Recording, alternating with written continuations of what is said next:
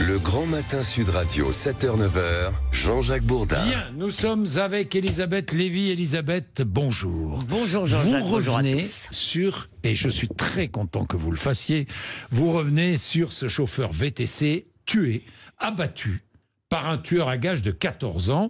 On en a parlé, on en a reparlé, mais je souhaite qu'on en reparle encore. La victime s'appelait Nessim. Il avait 36 ans. Voilà, alors ça se passe à Marseille, hein, bien sûr. Oui, Bien sûr, oui. suis-je tenté de dire. Donc Nessim Ramdam avait 36 ans, hein, alors c'était un bon père, un bon mari, un bon citoyen, un bon Français, le genre chance pour la France, si vous me permettez. Il était connu dans le foot provençal comme joueur et comme éducateur, et puis c'était pas le style à tendre la main, Nessim Ramdam. Hein, il faisait le chauffeur VTC en plus de sa boîte de bâtiments travaux publics. Hein.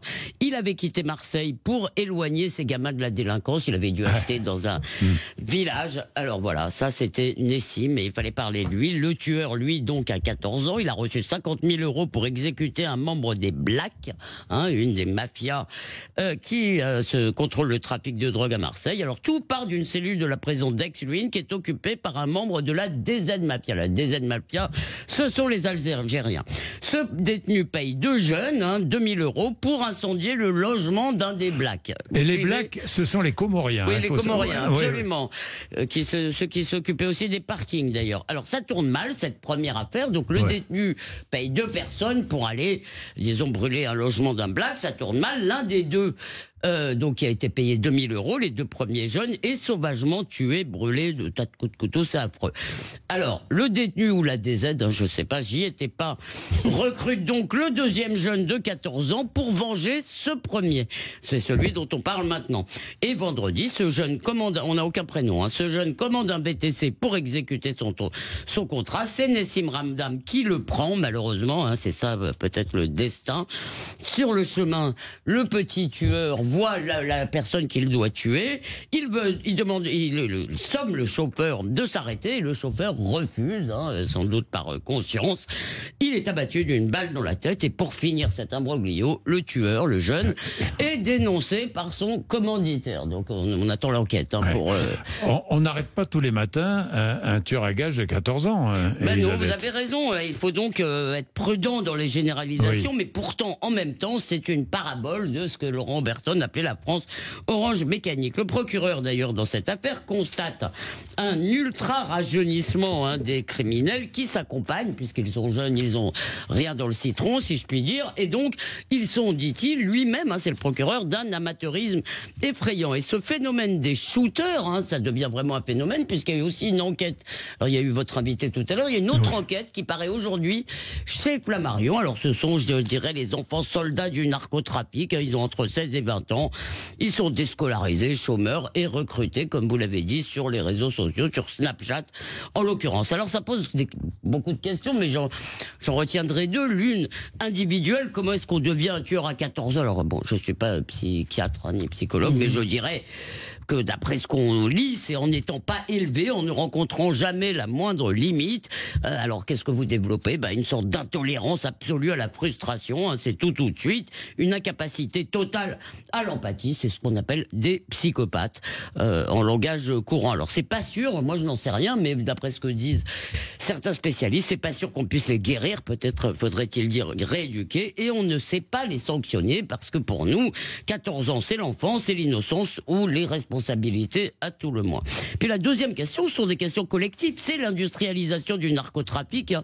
Une réalité qui ressemble furieusement et de plus en plus aux séries, je ne sais pas si vous les connaissez, Narcos, ces séries. oui, Voilà, les séries, merci Françoise, les séries Narcos, et on voit bien que les États, alors peut-être pas la France en première ligne, mais quand même, sont en train de perdre la guerre face aux mafias. Il me semble quand même que ce phénomène est amplifié par une immigration qui n'est ni choisie ni maîtrisée, qui permet aux trafiquants, particulièrement aux Algériens, vous savez, grâce à leur statut d'exception, de s'installer, de recruter des jeunes désœuvrés qui, de toute façon, ne peuvent pas s'intégrer. Il me semble qu'on a assez de délinquants bien de chez nous. Il est inutile d'en importer. Alors, je ne sais pas ce qu'il faudrait faire. J'ai pas de recette miracle, mais il me semble que soit nous acceptons de vivre avec ce niveau de violence, un 50 narcomicides à Marseille l'an dernier, alors oui, on peut accepter de vivre avec, hein.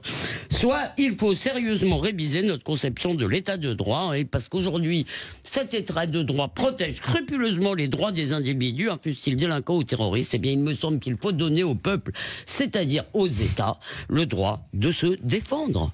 Mais alors là, ça pose débat. Je vois pas en quoi l'état de droit change les choses.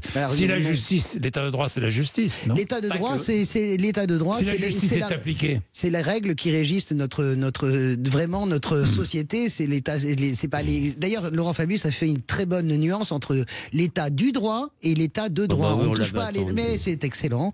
Donc, on n'est pas d'accord là-dessus. Et moi, je suis frappé. C'est très intéressant votre chronique, Elisabeth, sur le questionnement que vous posez. J'ai écouté Monsieur Pujol, j'étais en émission hier, ici même, dans Les Vraies Voix, avec un policier qui disait quelle est la solution. Alors lui, il disait, on est capable, on a tellement l'entraînement de repérer ces jeunes qui vont dévier. Et qu'est-ce qu'on en fait? On peut les voir, mais nous n'avons pas les structures pour les, déjà, on n'a pas les structures psychiatriques. Donc on n'est pas, exactement, déjà. Vous avez absolument raison là-dessus. Est-ce que je peux répondre? Alors, premièrement, je suis désolé, nous ne pouvons pas soigner toute la folie du monde. C'est comme ça. Mais nous devons. Pour protéger les citoyens. Non mais nous ne pouvons pas, l'État ne peut pas remplacer autant de familles défaillantes. Arrêtez de rêver. Concrètement, ça ne va pas marcher. Vous ne pouvez pas faire cela. Et c'est pour ça que je dis que ça n'est pas seulement une question migratoire, mais vous voyez bien qu'il y a quand même quelque chose à voir, que cette immigration massive qui n'est absolument pas contrôlée, notamment à Marseille. Moi, je connais bien Marseille, j'y suis né par ailleurs. Vous voyez bien que ça donne des armées de réserve aux narcos. Je reviens sur l'état de droit. D'accord? Non mais, oui, vous pouvez soupirer, mais moi, ça m'importe.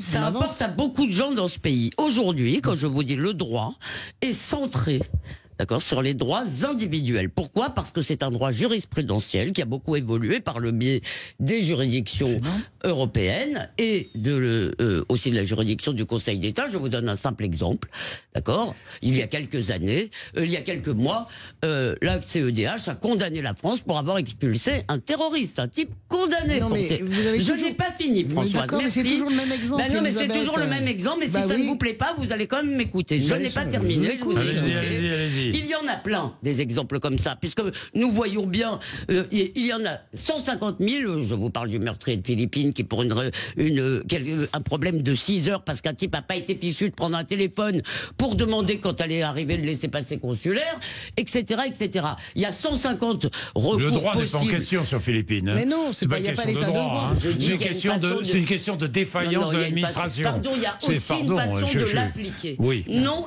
je suis désolé. Il y a une défaillance de l'administration. Interprétation. Il y a aussi une façon de l'appliquer. Mais si vous n'aviez pas, si par exemple dans notre droit il n'y avait pas 190 journées de rétention, mais comme ailleurs 250, eh bien le meurtrier de Philippines serait encore en rétention. Mais ça c'est le droit, c'est pas l'état de droit. Bon, Elisabeth. Écoutez, je pense que l'état de droit. Laissez Elisabeth terminer. Oui, d'accord. Je pense juste que oui, d'accord, je sais que c'est pas terminez, Elisabeth. L'état de droit, d'accord, c'est une question d'interprétation des normes. Cette interprétation a sacrément évolué. Aujourd'hui, elle privilégie, d'accord, les droits des individus qui sont devenus une sorte de vache sacrée au point qu'ils doivent être respectés, mais alors, et des individus qui transgressent, eux, la loi. Écoutez, Elisabeth, est-ce que je peux répondre? C'est la personnalisation des peines, c'est la base même de la justice française. Donc, à moins que vous vouliez changer, vous n'allez pas non plus m'expliquer que tous les jours, on a 200 narcotrafiquants de 14 ans qui vont buter des gens dans les cités. Il ne faut pas non plus exagérer. Je ne suis pas d'accord pour que vous preniez des exemples qui frappent l'opinion pour remettre en question et partir en croisade contre ce qui ne doit pas être remis et qui garantit l'égalité de nos droits à chacun. Le débat n'est pas prêt d'être refermé. Je vous le dis tout de suite. Les Français s'en foutent, non, les Français s'en foutent pas du tout. Les plateaux, ça les intéresse. Les germanopratins. Mais arrêtez de prendre les Français pour des imbéciles. Allez, on y va.